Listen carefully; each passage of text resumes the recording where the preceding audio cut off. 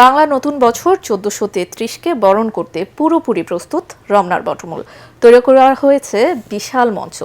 মঙ্গলবার ভোরের আলো ফোটার সাথে সাথে সুরের মূর্ছনায় নতুন বছরকে স্বাগত জানাবেন ছায়ানটের শিল্পীরা। এদিকে রমনা পার্কের নিরাপত্তা ব্যবস্থা পর্যবেক্ষণে বিশেষ মহড়া করেছে পুলিশের বোম ডিসপোজাল ইউনিট। এ সময় ডিএমপির কমিশনার মোহাম্মদ সরোয়ার বলেন, পহেলা বৈশাখকে ঘিরে নিরাপত্তা ঝুঁকি নেওয়া হয়েছে পর্যাপ্ত প্রস্তুতি। মিজান শাহজাহানের রিপোর্ট। গাছে গাছে কাঁঠাল, আমের মুকুল, পাখির ডাক আর প্রজাপতি উড়ে বেড়ানোর এই দৃশ্য আমাদের জানান দিচ্ছে বৈশাখ সমাগত। সোমবার চৈত্রের সূর্য অস্ত যাবে, বিদায় নেবে বাংলা সন ১৪৩২। পরদিন পূর্ব আকাশে নতুন সূর্যোদয়ের সাথে সাথে সূচনা হবে ১৪৩৩ সালের। পহেলা বৈশাখের ভোরে রমনার বটমূলে এই মঞ্চে সঙ্গীত পরিবেশন করবেন ছায়ানটের শিল্পীরা। ১৯৬৭ সাল থেকে এই আয়োজন করছে দেশের ঐতিহ্যবাহী এই সংগঠনটি। ছায়ানটের পহেলা বৈশাখ উদযাপন বাঙালির ইতিহাস ও ঐতিহ্যের অবিচ্ছেদ্য অংশ হয়ে দাঁড়িয়েছে।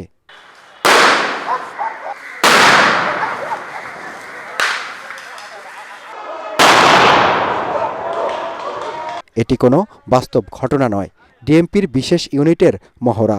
পহেলা বৈশাখে কোনো নাশকতা হলে কিভাবে পরিস্থিতি সামাল দেওয়া হবে তা তুলে ধরা হয় এই মহড়ার মধ্য দিয়ে। এ সময় ডিএমপি কমিশনার মোহাম্মদ সরোয়ার বলেন, পহেলা বৈশাখকে কেন্দ্র করে ইউনিফর্মের পাশাপাশি সাদা পোশাকেও মাঠে থাকবে পুলিশ সদস্যরা। জাতি, ধর্ম, বর্ণ নির্বিশেষে সকলেই নির্বিঘ্নে উদযাপন করতে পারে, তার জন্য ঢাকা মেট্রোপলিটন পুলিশ ব্যাপক নিরাপত্তা পরিকল্পনা গ্রহণ করেছে। তেমন হুমকি নাই, তবে আমাদের জোর প্রস্তুতি আছে যে কোনো পরিস্থিতি মোকাবেলা করার জন্য। তিনি জানান, বিকেল ৫টার পর রমনা পার্কে কাউকে প্রবেশ করতে দেয়া হবে না।